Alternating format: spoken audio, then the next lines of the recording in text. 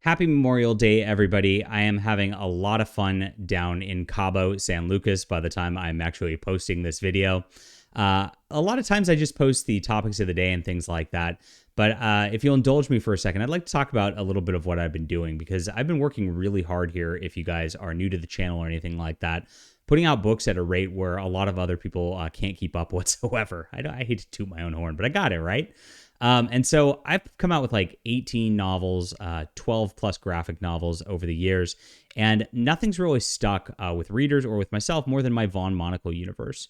This is a steampunk story, and steampunk was actually kind of big in like 2010 to 2012 in like the cosplay scene. What I noticed, I was going around convention, and all these girls were wearing these corsets and these top hats and goggles. It looked really cool, and I really liked the aesthetic, and I really liked watching it in like the anime series The Last Exile, if you guys remember that. If you've not seen that, go find it. It's one of the best anime series of all time.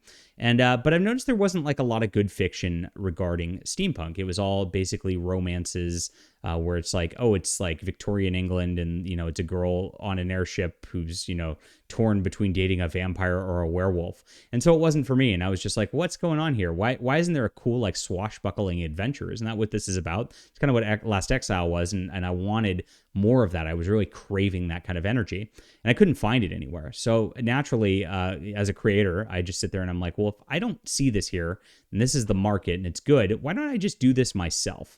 And so I did this, and I started writing the Von Monocle book in 2016, came out with it in 2017.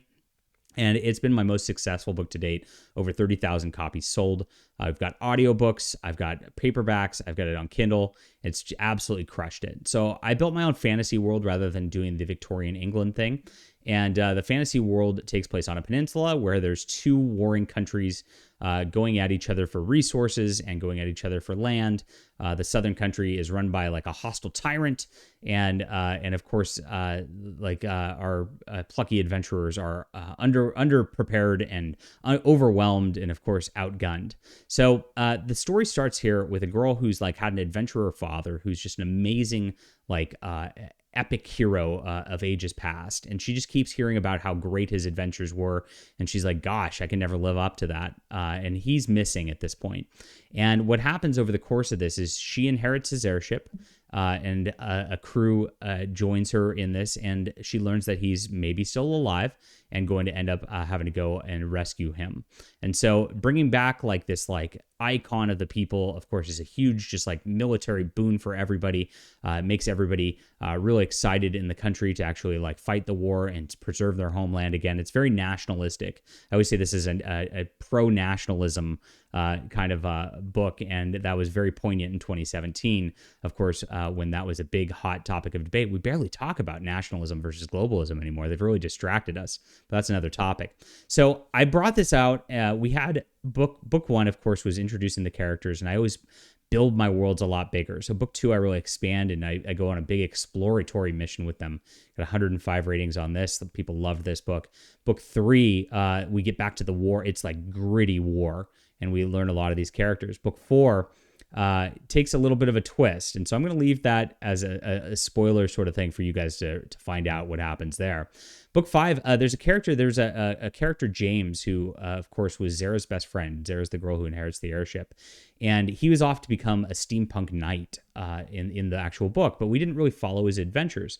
So I went from his perspective, and this weaves throughout the first four books here of what he's doing. So you get to learn a lot about him and learn a lot about how he's growing as a knight and as a man and as a chivalrous person. I really want to present a good, strong male lead sort of character for that sort of thing. And this is what's happening now. So I'm coming out with the Crystal Conspiracy on June 21st. That's going to be about a month from now. And this book is amping up a second conflict which is happening in this universe, and there's a big twist on how things work, how the airships work and all that have developed over the course of the series. It's starting to pay off right now. I do this. I layer stuff just a little bit, and I build it and I build it and I build it over the course of the series. This is how you build a good series. And then this all culminates right here with just like really, really huge action punch. So you'll absolutely enjoy this. I promise you. And I've got this for pre-order on my Amazon store right now. My Amazon link is in the description below. Check out this series, please. All the books except for this one are on audio right now. If you want them on audio, you can do that. Got them on Kindle. We got paperbacks. And then, of course, the pre-order for the Kindle will be here. Paperbacks will be available on June 21st when this comes out also. So thank you guys for indulging me on this. I hope this was kind of a insight into my mind and my creative process that will assure you that, again, this is a really good series and something worth your time. I promise you, I put so much work into this, so much work into the world buildings and the characters that it really stands out as something special. I really think this is the best of the steampunk genre, and you will absolutely enjoy this if you read it. So thank you so much, guys. I appreciate you for supporting the channel. Go pick up those books on Amazon. I've got all my links in the description below. And of course, we're going to be making more and more books. We're going to have a lot of fun over the years to come. And I appreciate you guys for being there. If you're a Von Monocle reader, leave a comment down below. Who's your favorite character in the series? I'd like to know. What's your favorite book of the series so far? I'd love to hear from you guys. It always makes me happy because I know kind of what to focus on based on what you want, because I care about my customers first. Thank you so much, and I'll see you guys on the flip side when I get back from Cabo.